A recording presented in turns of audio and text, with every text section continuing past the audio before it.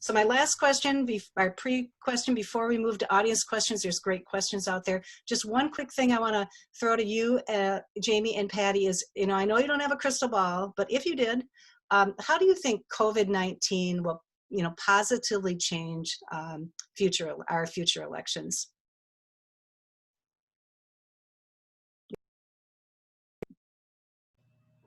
Go ahead, Patty.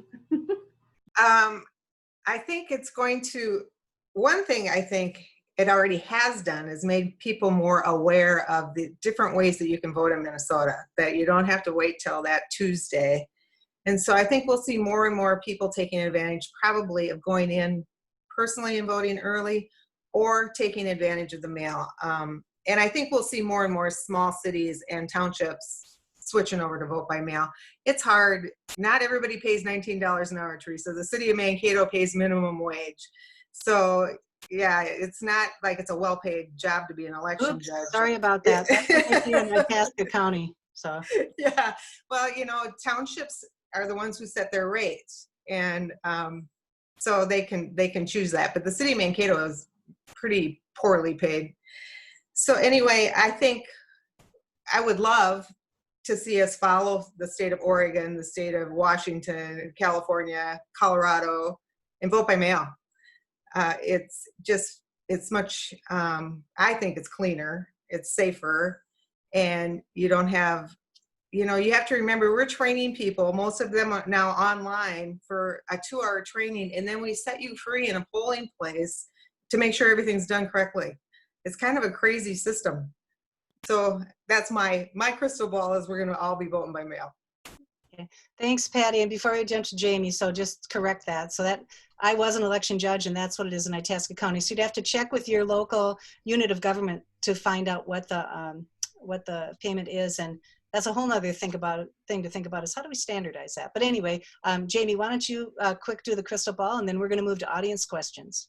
Oh, when you ask how we standardize that, that's a different rabbit hole that I will avoid right now.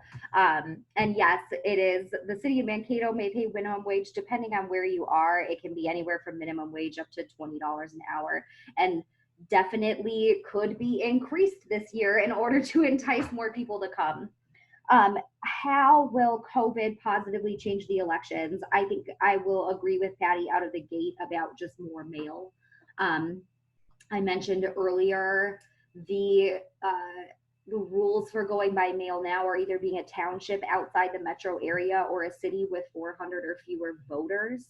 There has definitely been talk over the last few years about increasing that 400 number. There are places, there's 2 towns in Kitson County in the northwest corner that would love to go mail, but have like 417 registered voters, and so they can't. There's also places like in Lutsen, Minnesota, up the North Shore. They have been voting by mail since like 1992 or something like that. And they are slowly increasing in population, and currently have, I want to say, it's like 378 registered voters. And so if they continue to creep and hit that 400, they're going to have a polling place for the first time in 30 years. And buy equipment and train judges. And so there is a definite interest in increasing that number from 400 to something larger. I will say Steve himself is not yet a fan of going entirely by mail. I don't know whether or not this election is going to change Steve's mind. I sort of don't think it is, but Steve will talk about how some people just really love going to the polling place and having that game day election experience. I've actually only voted at a polling place twice in my entire life, so that's not important to me, but it is to Steve. He's voting from home for the first time this year.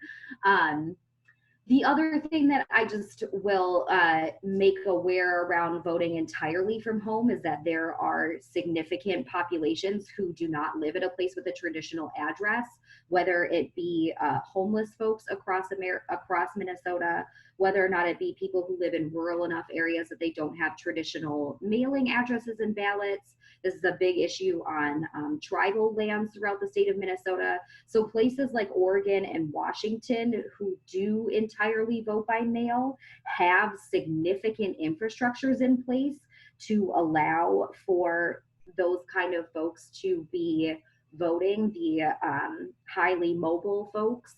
So in Oregon, they actually spend significant money sending what we would kind of consider to be an election judge out in street teams to find homeless folks and have them vote a ballot on the spot and submit it to that person. And so I, for one, personally was not a fan of switching entirely by mail on short notice this year, because places like Washington and Oregon spent decades rolling into this program and have built infrastructures around making sure that really everyone can cast a ballot under that system.